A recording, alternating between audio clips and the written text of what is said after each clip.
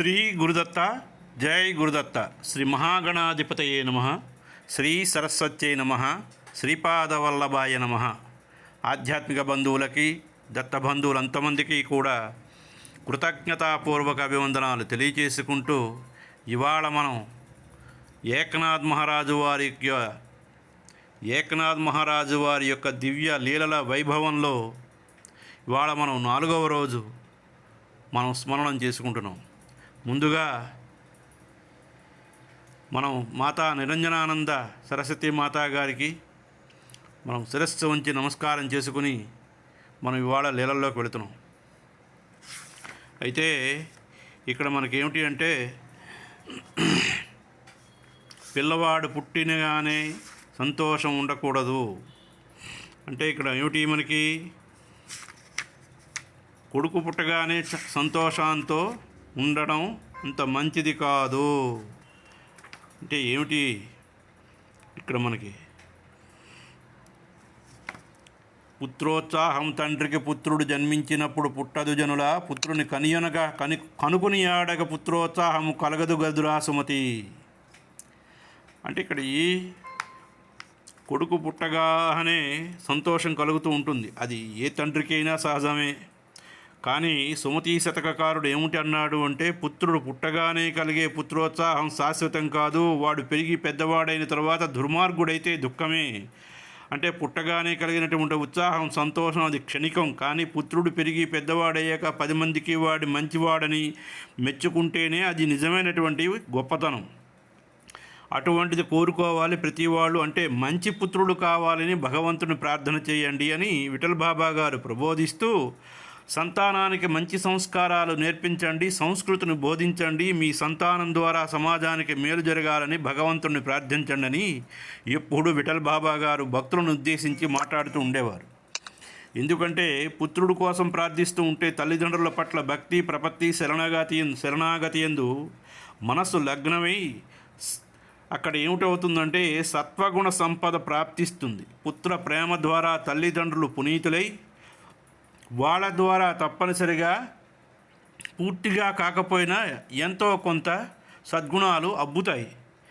ఏమీ మన చేతుల్లో లేదని ముడుచుకుని అజ్ఞానం అనే చీకటి కోరల్లో తమను తాము బంధించుకునే దాన్ని భగవంతుడి చేతుల్లో అన్నీ ఉన్నాయన్న దృఢనమ్మకంతో మనం జీవిత పగ్గాలను ఆయన చేతిలో పెట్టి ఆయన నామస్మరణం చేస్తూ ఉండడం ఎంతో శ్రేయస్కరమైనటువంటి మార్గం.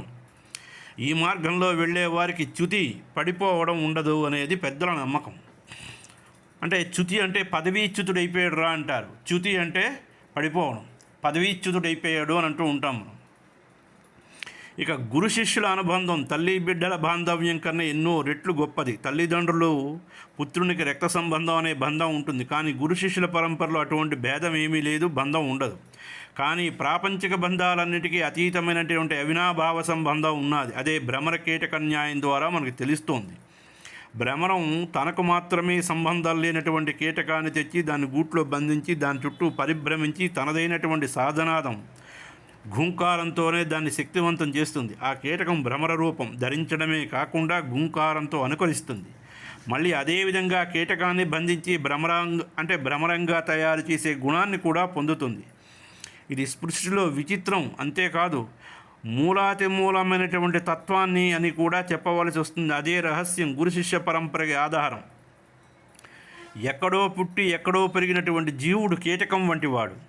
ఒక చోట నిలకడగా ఉండకుండా పరిభ్రమిస్తూ ఉండే భ్రమరం లాంటి వాడే సద్గురువు. ఈ ఇద్దరి మధ్యన అనుసంధానం భగవంతుడి ఆదేశంతో మాత్రమే జరుగుతుంది.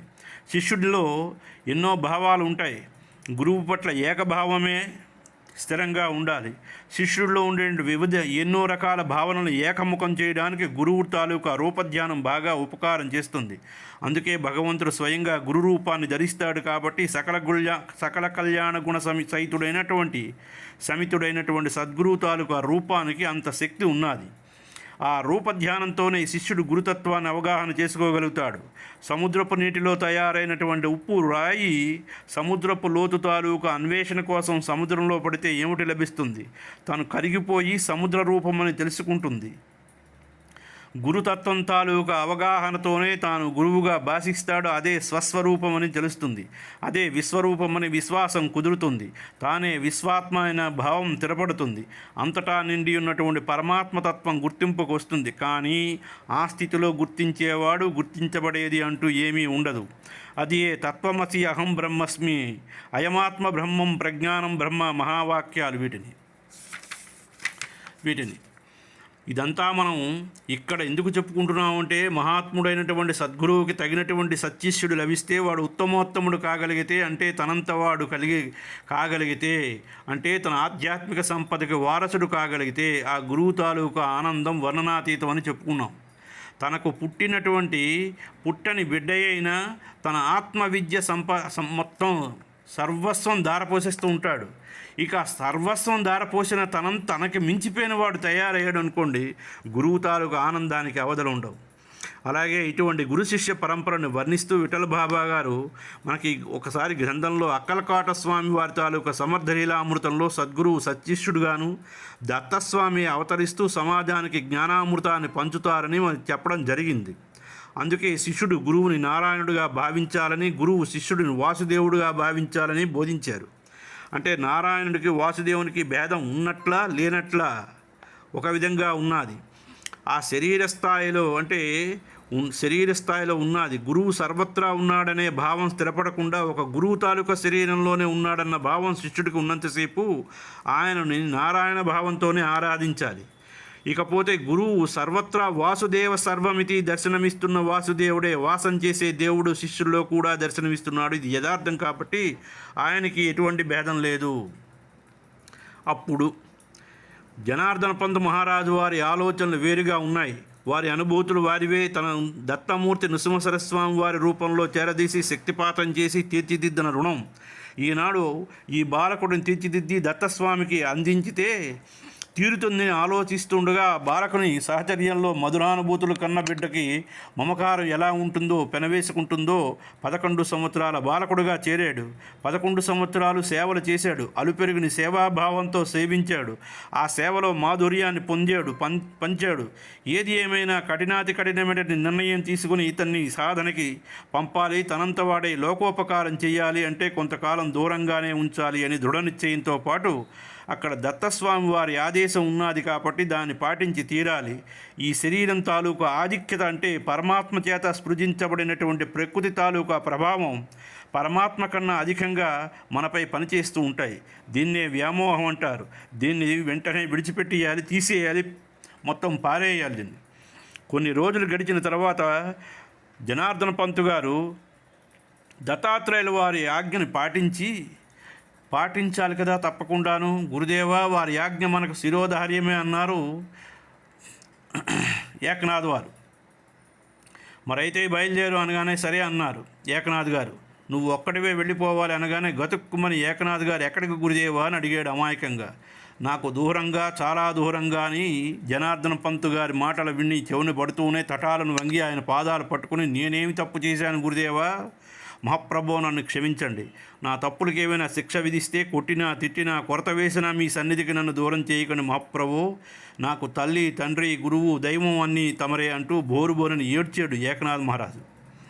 ఆయన భుజాలు పట్టి లేపి తన హక్కున చేర్చుకొని జనార్దన పంతు గారు తన బాధనంతా లోపల దిగమింగుకుంటూ ధైర్యం, సాహసం, చురుకుదనం, కుశాగ్ర బుద్ధి, సుఖదుఖాలేందు సమభావం, సహనశక్తి ఇవన్నీ సాధనకి ముఖ్యంగా ఉండవలసినటువంటి లక్షణాలురా.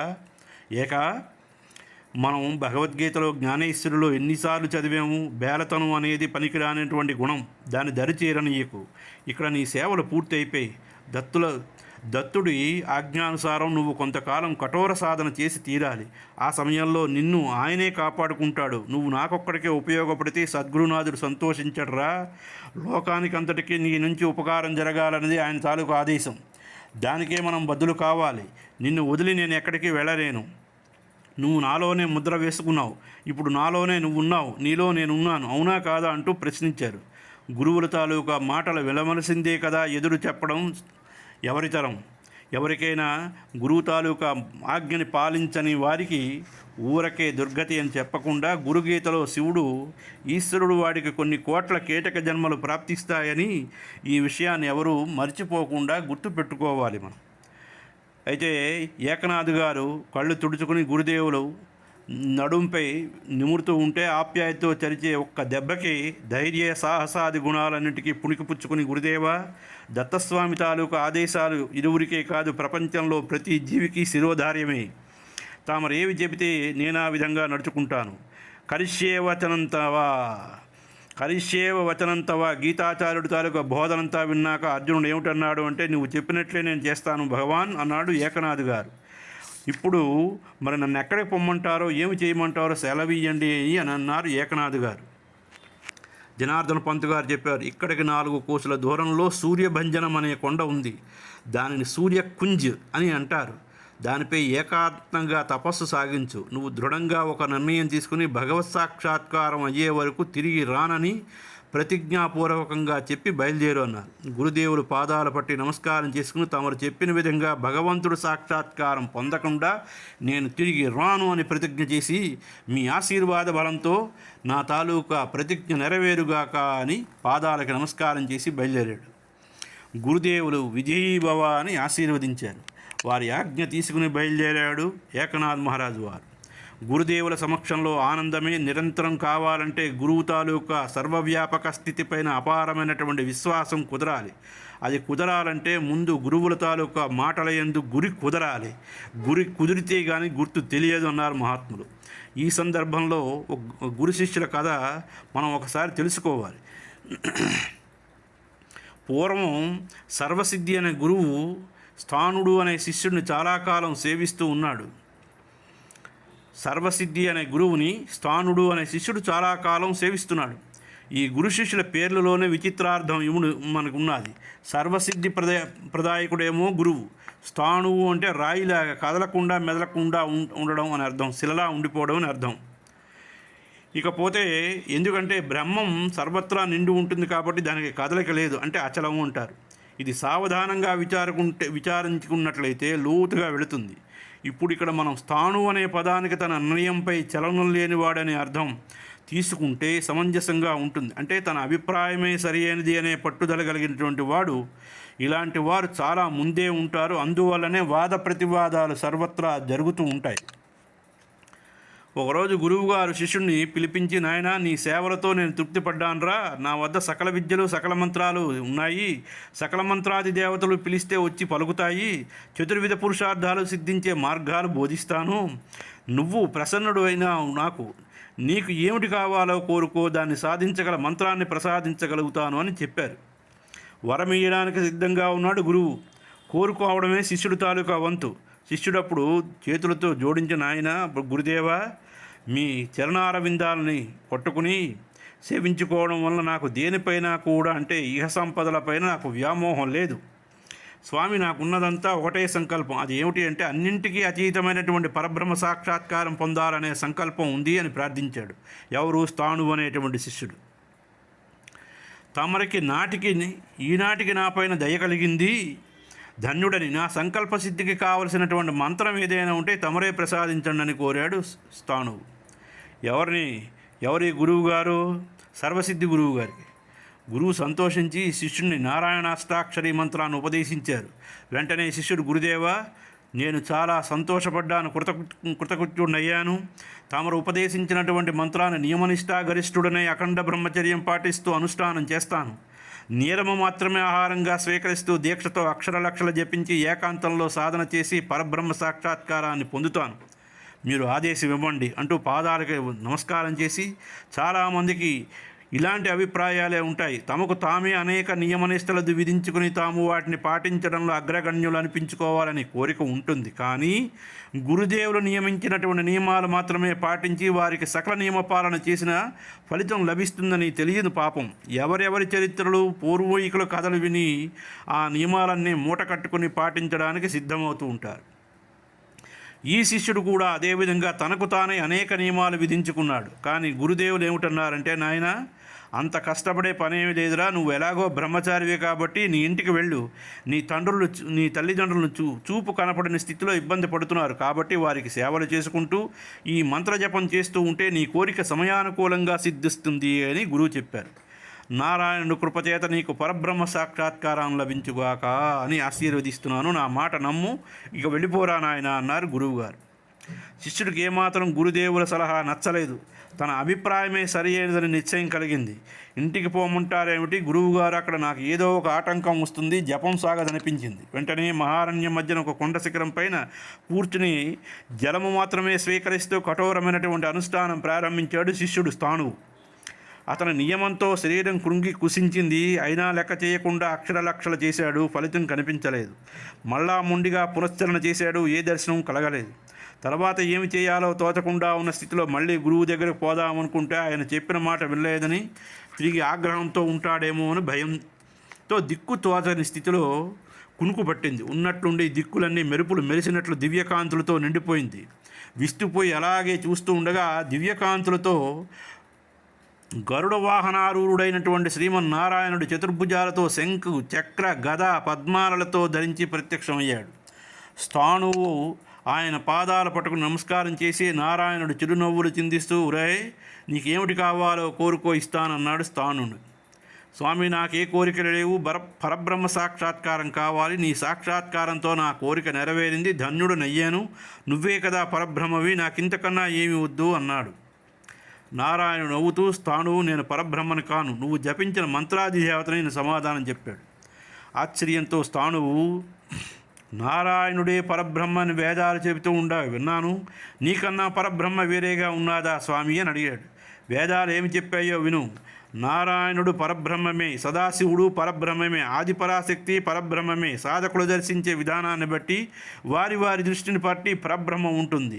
కానీ నువ్వు ప్రస్తుతం దర్శించే రూపం పరబ్రహ్మం కాదు అని నారాయణుడు అన్నాడు. అప్పుడు స్థాణువు, స్వామి, నేను కోరింది పరబ్రహ్మ దర్శనం కాదా, మరి తమరెందుకు వచ్చినట్లుగా అని, నువ్వు జపించిన మంత్ర ప్రభావం వల్ల ఈ రూపం నువ్వు దర్శిస్తున్నావు అని సమాధానం చెప్పాడు నారాయణుడు. అప్పుడు సాధకుడైనటువంటి స్థాణువు అన్నాడు, అయితే తమరే నాకు ఆ రూపాన్ని దర్శింపజేయండి అని కోరాడు. దానికి నారాయణుడు అన్నాడు, నాయన అది నాకు సాధ్యం కాదు, ఆశ్చర్యం రెట్టింపు అన్నాడు స్థాణువు. దేవాది దేవ, తమరికి కూడా సాధ్యాసాధ్యాలు ఉంటాయా అని ఆశ్చర్యంతో అడిగాడు. అప్పుడు నారాయణుడు, ఉంటాయిరా నాయన, తప్పకుండా ఉంటాయి. ఎందుకంటే నీ సాధనా విధానమే దానికి ఆటంకం కలిగిస్తోంది, చేయగలిదేమున్నది అన్నాడు స్థాణువు. వెంటనే నిరాశ నిస్పృహతో, తమరే ఇలా సెలవిస్తే మరి నాకు సహాయం చేయగలిగేటువంటి వాళ్ళు ఎవరు మహాప్రభు, నా కోరిక ఎలా తీరుతుంది చెప్పండి అని విచారవదనంతో అడిగాడు. అప్పుడు నారాయణుడు ఇలా చెప్పాడు, నీ కోరిక తీర్చగల సమర్థుడు ఒక్కడే ఉన్నాడు, అతడే నీ గురువు. నాకు తెలిసింది అతడి దేవుడు అతడే. గురువే బ్రహ్మ, గురువే విష్ణువు, గురువే మహేశ్వరుడు అని సాక్షాత్తు పరబ్రహ్మం దేవుడి రూపంలో నీకు అందుబాటులో ఉంటూ సర్వ సందేహాలను తీరుస్తూ అందరికీ మార్గదర్శనం చేసేవాడే గురువు. అందని తత్వాన్ని గురు రూపంలో అందరికీ అందించి అందులోనే నేను నివసిస్తున్నాను. ఆ గురువాజ్ఞ లేనిదే నీ మనస్సు నన్ను పరబ్రహ్మగా అంగీకరించదు. గురువునే విశ్వసించనివాడు, గురువాజ్ఞనే పాటించినవాడు లక్ష్యాన్ని ఎలా సాధిస్తాడు? నీకు పరబ్రహ్మ సాక్షాత్కారం చేయించడానికి నీ గురువే సర్వసమర్థుడు. ఆ శక్తి అతనికే ఉన్నది, కానీ నాకు లేదు. ఎందుకంటే నేను అందులోని ఒక భాగాన్ని మాత్రమే. గురువు కన్నా నారాయణుడు అధికుడని, నారాయణుని కన్నా పరబ్రహ్మ అధికుడని నీ అభిప్రాయం. నీ భావాన్ని అనుసరించి ఆయన నీకు గురువెలా అవుతాడు. కాబట్టి ఆయన చెప్పిన విధానాన్ని విడిచిపెట్టి నీకు తోచిన విధంగా నీ సాధన చేసావు. నీ భావాలే గొప్పవని అహంకారంతో నీకున్నంతకాలం నీ కోరిక నెరవేర్చడానికి ఎవరికీ సాధ్యం కాదు అన్నాడు. ఎవరు? నారాయణుడు. స్థాణువుకు అప్పుడు అర్థమైంది తన తప్పు. హే నారాయణ, హే గురుదేవా, నేను ఎంతో మూర్ఖుడని, నా మీదే నాకు అసహ్యం కలుగుతున్నది. గురువుకి నారాయణుడికి వెంటనే ఏమిటి చేశాడు? వ్యతిరేక విధానాలు అవలంబించిన వాడిని, అయినా నా మార్గాన్ని సరిచేయడానికి దయతో వైకుంఠం నుంచి దిగి వచ్చినటువంటి నీకు వేల వేల నమస్కారాలు తండ్రి. మీరిద్దరూ నా తప్పును మన్నించండి. నేను ఇప్పుడు గురువు చెప్పినట్లు సాధన చేస్తాను అంటూ పాదాలపై నమస్కరిస్తుంటే ఎదురుగా గురుదేవులే ప్రసన్నులై నిలబడ్డాడు. స్థాణువుతో గురుదేవులు, నాయన కంగారు పడకు, నీ మార్గాన్ని సరిచేయడానికే ఆ రూపాన్ని ధరించి వచ్చాను. పూర్వం నన్ను నరుడు అనుకున్నావు, ఇందాకల నారాయణని నమస్కారం చేసావు కదూ, ఆ భావంతోనే ఇప్పుడు నమస్కారం చేస్తే నీ అజ్ఞానం తొలగిపోతుంది. అజ్ఞానం నశించిన తర్వాత సర్వత్రా ఉన్నదంతా పరబ్రహ్మమే. పరబ్రహ్మ ఈ విశ్వం అంతా నిండి విశ్వరూపుడుగా ఉన్నాడు. ఎటు చూసినా ఎక్కడ చూసినా పరబ్రహ్మ కానిదంటూ ఏమీ లేదు చూడు అంటూ ఉండగానే స్థాణుకి నిద్ర మెలకువ వచ్చింది. కర్తవ్యం బోధపడింది. తిన్నగా మనసులోనే గురుదేవులకి నమస్కారం చేసుకుంటూ ఇంటికి పోయి తల్లిదండ్రుల సేవలో నిమగ్నమయ్యాడు. ఈ విధంగా శిష్యుడితో ఉన్న భావాలు చెక్కపరచడానికి గురువు ఎంతో శ్రద్ధ తీసుకుంటాడు. వారెంతో జాగ్రత్తలు తీసుకుంటున్నా శిష్యులు ఎంతోమందో గురువులకు ఇలాంటి కష్టాలు కల్పిస్తూనే ఉంటారు. గురువు చెప్పినట్లు కాకుండా వారికి తోచినట్లు చేస్తూ సాధనని ఆటంకాలు కలిగాయని బాధపడుతూ ఉంటారు. ఏకనాథ్ మహారాజు వారు అటువంటి వాడు కాదు. గురువు చెప్పినట్లే తన నిర్ణయం అని భావించి ఏకనాథ్ గారిని సర్వోత్తమ యోగపూర్ణుడిగా తయారు చేయాలనే సత్సంకల్పంతో జనార్దన పంతు గారు విజయోస్తు కళ్యాణమస్తు అంటూ ఆశీర్వదించి హృదయపూర్వకంగా వీడ్కోలు చెప్పారు. వారి ఆశీర్వచనాలే రక్షా కవచంలాగా ఏకనాథ్ మహారాజు వారికి పనిచేశాయి. వారు ఏ సామాగ్రి లేకుండానే ఒంటరిగానే కొండపైకి ఎక్కి అక్కడ చూశారు. ఒక చిన్న వాగు పారుతున్నది. ఎంతో ఆహ్లాదకరంగా వాతావరణం ఉంది.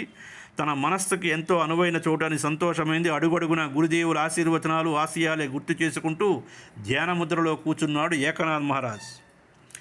ఈ విధంగా ఒక రోజంతా ధ్యాన నిమగ్నులై ఉంటూ ఉండగా అక్కడ మేకలు కాచుకునేవాళ్ళు కొందరు, ఆవులు మేపుకునేవాళ్ళు కొందరు, కట్టెలు కొట్టేవాళ్ళు కొందరు చూశారు. ఇంత చిన్న వయసులో ఈ కుర్రవాడు ఇంత నిశ్చలంగా కూర్చుని తపస్సు చేసుకుంటున్నాడు, ఇతనికి మనకి ఎంతో కొంత సహాయపడడం మన ధర్మం అని నిశ్చయించుకున్నారు. మర్నాడు ఉదయం కల్లా ఆ వాగు పక్కనే చెట్టు కిందగా ఒక పర్ణ కుటీరం ఏర్పాటు చేశారు. అక్కడ పర్ణ కుటీరం ఏర్పాటు చేసి కొన్ని కందమూలాలు తవ్వి తెచ్చి వాటిని కాల్చి అక్కడ ఉంచారు. కొన్ని ఆవు పాలు తెచ్చి సిద్ధంగా పెట్టుకున్నారు. ఏకనాథ్ గారు ఎప్పుడు ధ్యానం నుంచి బయటకు వస్తారా అని కనిపెట్టి కూర్చున్నారు. ఆయనలో కదలికలలో గమనించి మెల్లగా, స్వామి, ఇంత చిన్న వయసులో నీవు ఈ విధంగా తపస్సు చేస్తున్నావు, మాకందరికీ వింతగా ఉన్నది. కానీ మేము సమర్పించే ఈ స్వల్ప సేవలు మీరు అంగీకరిస్తే కానీ మేము ఇక్కడి నుంచి వెళ్ళము అని పట్టుబట్టారు. ఏకనాథ్ గారు వారితో, ఎందుకు ఇవన్నీ, నాకు అవసరమైనవి నేను చేసుకుంటాను, మీకెందుకు బాబు ఇంత శ్రమ అని వారిని వారించడానికి ప్రయత్నం చేశాడు. కానీ ఎట్టి పరిస్థితుల్లోని మేము ఒప్పుకోము, ఏమైనా సరే మా సేవలు మీరు కాదనరాదు అని ప్రార్థించారు. ఏకనాథ్ మహారాజు వారి ప్రేమకు లొంగవలసి వచ్చింది. సరే, నా ధ్యానానికి ఏ విధంగా భంగం కలిగించకుండా అయితే మాత్రమే మీరిచ్చేవి భగవత్ ప్రసాదంగా స్వీకరిస్తాను. అది నాకు ఎంతవరకు అవసరమో అంతవరకే స్వీకరిస్తాను. నన్ను ఏ విధంగా బలవంతం చేయకండి అని వారి దగ్గర మాట తీసుకున్నారు. ఎందుకంటే సత్కార్యానికి సహకరించే వాళ్ళు ఎవరో, విఘ్నాలు కల్పించేవారెవరో, బుద్ధివంతులైన వారు ఎవరో విచారించుకుంటూ ఉండాలి. ఏకనాథ్ మహారాజు వారు సంకల్పించినటువంటి తపస్సు పరమార్థన సాధన కోసం కదా. నిజంగా భగవంతుడే ఈ విధంగా ప్రేరణనిచ్చి ఉండాలి. లేకపోతే వారెవరో, తానెవరో తనకి ఈ విధంగా సాయం అందించాలని వాళ్ళకెందుకు బుద్ధి పుట్టిందని యోచించగా శ్రీమద్భాగవతంలోని బాలధ్రువుడి కథ స్ఫురణకు వచ్చింది. బాలధ్రువుడు తండ్రి తొడపై కూర్చుంటూ ఉంటే సవతి తల్లి రెక్కపట్టి లాగి కిందకి దించేసినటువంటి, నీకు తండ్రి ఒడిలో కూర్చునే యోగ్యత లేదు పోరా అని అంటూ ఉంటే ఏడుస్తూ ధ్రువుడు తల్లికి విషయం తెలిపితే, నాయన, ఆ దేవాది దేవుడైనటువంటి శ్రీమన్నారాయణుడే అందరికీ తండ్రిరా, ఆ తండ్రి దయ కోసం నువ్వు తపస్సు చేయాలని చెబితే అలా వెంటనే వెళ్ళిపోయాడనమాట. భక్తుల భావాలకు అనుగుణంగానే అనుగ్రహం కూడా లభిస్తూ ఉంటుంది. ధ్రువుడికి ముందుగానే బ్రాహ్మణ రూపంలో దేవర్షి నారదుల వాళ్ళు ఎదురై, నాయనా నువ్వెవరివని ప్రశ్నిస్తే, అయ్యా పెద్దలు, తమకు నమస్కారాలు, నా దారిన నన్ను పోనివ్వండి. నేనెవరైతే తమకెందుకు, తమరెవరో తెలియకుండా నన్ను ప్రశ్నించడం పద్ధతి కాదు. ముందుగా తమరు పరిచయం చేసుకుంటే సజ్జన లక్షణం అన్నాడు ఈ పిల్లవాడు. అయినా నా అవసరం తీర్చేవాడు శ్రీమన్నారాయణుడు తప్ప మరెవరూ కాదని నా తల్లి చెప్పింది. కాబట్టి నా దారిన నేను వెళుతున్నాను, నన్ను వెళ్ళనీయడం మీ ధర్మం అన్నాడు. ఎవడు? ధ్రువుడు. అంతటి దృఢనిశ్చయుడు సత్యసంధుడైనటువంటి ఆ బాలుడు ఎదుటి నారదుడు మారు రూపంలో నిలబడలేదు. స్వస్వరూపంతో నిలబడి, నాయనా, నేను నారద మహర్షిని, నీకు కావలసినటువంటి సహాయం చేయడానికి నేను వచ్చానురా. బాలధ్రువుడు వెంటనే సాష్టాంగ నమస్కారం చేసి, ఏ నారద మహర్షి, నా దారికి అడ్డు వస్తారేమో అని నేను కాస్త కఠినంగా మాట్లాడాను, నన్ను క్షమించండి మహాప్రభు. నారదముని చిరంజీవి, నీ సత్సంకల్పం సిద్ధించాలంటే నీకు ఇప్పుడు నారాయణ ద్వాదశాక్షరి మంత్రం ఉపదేశిస్తాను. దీని ద్వారా నీ కోరిక సఫలమవుతుందని అక్కడే దగ్గరలో ఉండే నదిలో స్నానం చేసి దివ్య మంత్రోపదేశం చేసి అక్కడ కూర్చోబెట్టి తపస్సు చేయమని సంకల్ప సిద్ధిరస్తు అని దీవించి వెళ్ళాడు నారదుడు. ఈ కథంతా తలుచుకున్నారు ఏకనాథ్ మహారాజు వారు. తన సంకల్పానికి దోహదకారులు ఎవరో వ్యతిరేకులు ఎవరో తెలుసుకుని వారితో స్నేహం చేస్తే చెరుపు ఉండదని నిశ్చయించుకొని అప్పుడు ఆ గొల్లవారి సేవలను అంగీకరించడం జరిగింది. తపస్సు కానీ, ధ్యానం కానీ, జపం కానీ, మంత్రానుష్ఠానం కానీ నేను చేస్తున్నాను అని భావిస్తే అందులో అహంభావం ఉంటుంది.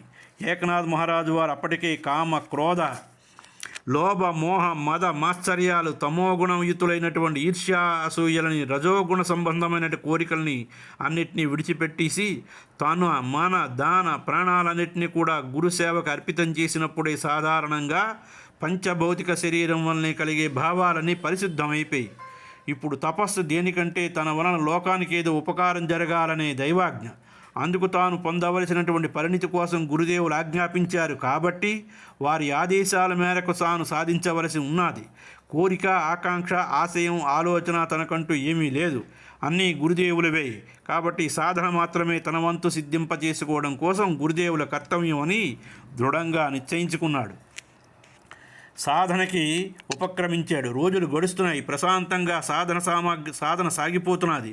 ఇష్టమైతే కందమూలాలు స్వీకరించేవారు, లేకపోతే గోపాలకులు తెచ్చినటువంటి గోక్షీరం మాత్రమే స్వీకరించి తన సాధనను కొనసాగిస్తున్నారు. ధ్యాన యోగ సాధనలో సద్గురువు తాలూకా చరణాలపైనే మనసును కేంద్రీకరింపజేసి ముందుకు సాగుతున్నారు. కొన్ని రోజులు గడిచిపోయాయి. రోజుకి మానసిక, ఆధ్యాత్మిక యోగానుభూతులు వింత వింత స్థాయిలలో నూతన ఉత్సాహాన్ని కలిగిస్తున్నాయి. యోగ సాధన పరిపూర్ణత్వం పొందాలి. ఈ దివ్య పరిపూర్ణత సర్వులకి వినియోగించబడాలి. సంఘం, సమాజంలోని సకల జనులకు ఉపయోగపడని సాధన, తపస్సు సంకుచితమవుతుంది. తాను తరిస్తూ తోటివారిని తరింపచేయాలి అనే కానీ తనకు తాను తరించాలనుకోవడం ఏకనాథు గారికి చిన్నప్పటి నుంచి గిట్టదు. సాధనతోటే సేవాభావంతో కూడిన సాధన విశిష్టమైనది. సత్సంకల్పం హృదయ కేంద్రంలోంచి ఉద్భవించి జీవితాన్ని లోకహితకారిగా మలచినప్పుడే మానవ జన్మ సార్థకత. మనస్సులోని ఆలోచనలని ఇలా ఉంటూ చివరికి ఏ చింతన లేనటువంటి నిశ్చింత స్థితి ఏర్పడింది. దాని పేరే అమనస్కము అంటారు. అంటే ఎటువంటి ఆలోచనలు లేనటువంటి స్థిరమైనటువంటి ఏకాగ్ర చిత్తంతో ఉండేటువంటి మనస్సుని అమనస్కము అని అంటారు. ఆ స్థితిలో నిలబడినటువంటి దివ్యమైనటువంటి కాంతి దర్శనం అది వర్ణనాతీత స్థితి. నారాయణ సూక్తంలో నీలతో యద మధ్యస్థ విద్యుత్తు లేకే భాస్వర అని అన్నట్లుగా ఆ విద్యుత్తు శరీరం అంతా కూడా ప్రవహించుస్తూ ఉంటుంది. ఆ దివ్యత్వంలో ఈ శరీరంలో ప్రతి అణువు దివ్యమై పులకిస్తూ ఉంటుంది. సమస్తము స్వర్ణమయంగా భాషిస్తూ ఉంటుంది. ఇక్కడ ధ్యాత, ధ్యేయము, దృశ్యము ఏకాకృతిని సంతరించుకుంటుంది. బుద్ధి, భావము వేరుగా లేవు.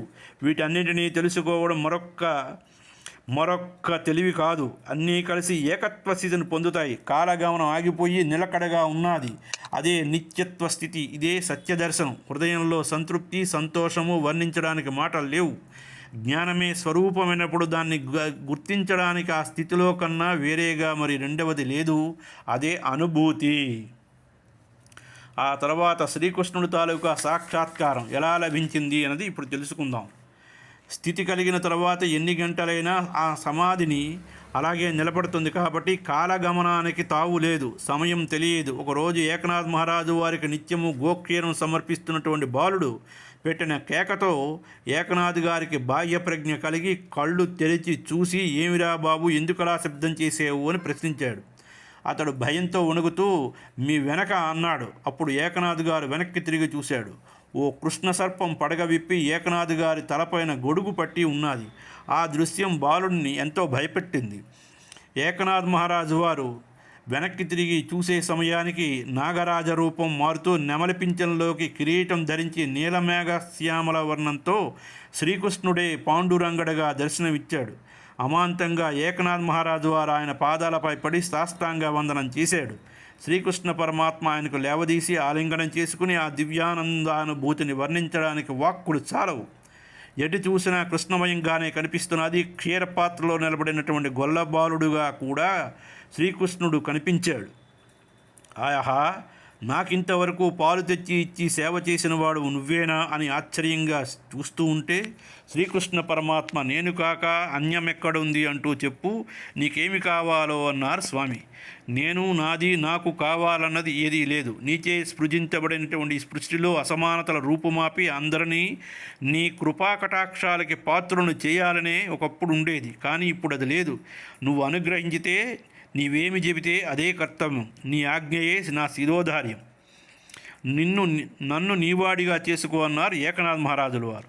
శ్రీకృష్ణ పరమాత్మ చిరునవ్వులు చిందిస్తూ, నా సంకల్పం కూడా అదేనరా. నువ్వు ధన్యుడివి. నా దివ్య దర్శనం పొంది కృతార్థుడు అయ్యావు. ఇదే దర్శనం, ఇదే అనుభూతి లోకానికంతా ప్రసాదించమంటావు, అంతే కదా నీ కోరిక? మరి అందరూ నీలాగే సహృదయ భావం కలిగి సర్వుల పట్ల ప్రేమాభిమానాలు కలిగి వర్తించడం లేదు కదా. నా నామస్మరణుడు కానీ నా ధామానికి కానీ చేరడానికి సర్వులకి అధికారం ఉంది, అవకాశం ఉంది. కానీ వారిలో కూడా అటువంటి తపన ఉండాలి కదరా. ఆ పరంధామం అందరిదీను, అందరూ అర్హులే, అందరూ ఆ పరంధామానికి వారసులే. కానీ ఆ ధామానికి చేరాలంటే ఒక పద్ధతి ఉన్నది. గురుకృప అనేటువంటి గుర్తు కావాలి కదా. అప్పుడే నువ్వు అనుభవించినటువంటి దివ్యానుభూతులు పట్టుకుంటారు. అదే ఎరుక, అది నీడలేనటువంటి వెలుగు, 3 రంగులకి మొదలైనటువంటి రంగు. ఇటువంటి దివ్యమైనటువంటి భక్తి అనే నిచ్చెన పరంధామునికి రావడానికి తెలుస్తుంది. అది ఎల్లప్పుడూ ఉన్నది, అది నిత్యమైనది, సత్యమైనది. నీకు ఇచ్చినటువంటి దివ్య వరం చేత నువ్వే అందరికీ అర్హతను కల్పించి ఆ నిచ్చెన ఎక్కించు. నాకు ఎటువంటి అభ్యంతరం లేదు. నీ మూలంగా ఈ భూమికి దివ్యత్వాన్ని ప్రసాదిస్తున్నాను అనగానే తనలోని భావాలు, తన ఆశయాలు, తన ఆకాంక్షలన్నీ పరమాత్మయే విశదీకరిస్తుంటే తాను ఏమి చెప్పగలను అలాగ అవాక్కై నిలబడ్డారు ఏకనాథ మహారాజుల వారు. పరమాత్మ అంతర్ధానమయ్యాడు. దివ్య దృశ్యము, దివ్య వరం తలంచిన కొలది ఆనందమే ఆనందం. ఆనంద సముద్రంలో అలల పూర్ణచంద్రోదయ వేళ ఎగిసిపడుతున్నటువంటి హృదయం నుంచి ఎగిసిపడుతున్నాయి. ఆ ఆనందం ఇతరులకెవ్వరికి ఇవ్వలేనిది, వర్ణింపశక్యం కానిది. తనువెల్లా వీణాతంత్రులై దివ్యగానం చేస్తున్నది. తనువు యొక్క ధర్మము తలకిందులైనట్లు భావన ఆత్మతత్వమే సర్వత్రా దర్శనమిస్తూ ఉంటే శరీరంలో నరాలు, నాడులు, సిరలు, ధమనులు అన్నీ అమృత భావాన్ని అందుకున్నాయి. అదే దివ్యమైనటువంటి పరంపర. ఇంతవరకు మాయగా నన్ను అతీతమైనటువంటి శక్తి ఇప్పుడు నన్ను కప్పింది. ఇప్పుడు యోగమాయగా రూపుదాల్చింది. పరమాత్మ వాక్కులు నీ మూలంగా ఈ భూమికి మేలు జరుగుకాక అన్న వాక్యాలు చెవుల్లో రింగు రింగుమంటున్నాయి. చాలు స్వామి, చాలు అనుకున్నాడు. ఈ దివ్య భావ సమాధిలో కొన్ని గంటలు గడిచాక కాస్త మామూలు స్థితి అనుభవానికి వచ్చింది. ఆ పారవస్యం అదుపులోకి వచ్చింది. అకస్మాత్తుగా అక్కడే తన గురుదేవుల సాక్షాత్కారం కలిగింది. సాష్టాంగ వందనం చేసి, ఆహా గురుదేవా, తమరిక్కడికి వచ్చారా? నేను మీ సన్నిధికి రావాలనుకున్న శ్రీకృష్ణ పరమాత్మ పాండురంగడు దర్శనమిచ్చాడు. ఆహా, ఏమి అపురూప సౌందర్యము! ఆకాంక్షలన్నీ ఏకరువు పెట్టి నా సంకల్పం నెరవేరునని చెప్పారు. అంతేకాదు, దేవా గురుకృప అనే గుర్తు తెలిసిన వారికి వారి దర్శనం సాధ్యమని చెప్పారు. గురుదేవా, నా పట్ల తమరి కృపా విశేషం ఉండడం వల్లనే నాకు ఈ దివ్య దర్శన ప్రాప్తి కలిగిందని నమ్ముతున్నాను. గురుదేవా, ఇంకొక విషయం తెలుసుకోగన్నాను. గురువులు పరమాత్మను దర్శింపజేస్తారు. పరమాత్మ గురు శరణ సన్నిధిని చూపిస్తాడు. గురువు పరమాత్మ వేరు కాదని గ్రహించాను. కాబట్టి నా కర్తవ్యం తమ చరణ సేవలో ఉన్నదన్నాడు. జనార్దన పంత్ గురుదేవులు, ఏకనాథ, కృతార్థుడవయ్యావు. నీవు ఆచరించవలసినది, ఈ జగతికి చేయవలసింది చాలా ఉంది. ఈ పరమాత్మ ఆదేశాన్ని అనుసరించి ఈ సృష్టి పరమాత్మ నుంచి వచ్చినటువంటి వివరం తిరిగి పరమాత్మలో కలిసే వరకు దాని ప్రగతి, పరిణితి, పరిస్థితి, పరమాత్మతత్వం వివరణ ప్రజలకు విశదీకరించాలి కదా. అందుకోసం మన తీర్థయాత్రలు చేయాలి. నాకు ఎప్పటి నుంచో అటువంటి కోరిక ఉంది. అది ఈనాడు నెరవేరబోతోంది అని చెబితే ఏకనాథ మహారాజు వారు దాన్ని అనుసరించడం జరిగింది. అయ్యా, ఇవాళ ఇక్కడికి ఈ సంపూర్ణం. స్వస్తి ప్రజాభ్య పరిపాలింతం న్యాయేన మార్గేణ మహిం మహిషా గోబ్రాహ్మణేభ్య సోమస్తు నిత్యం. లోకాః సమస్తాః సుఖినో భవంతు. ఓం శాంతి శాంతి శాంతి.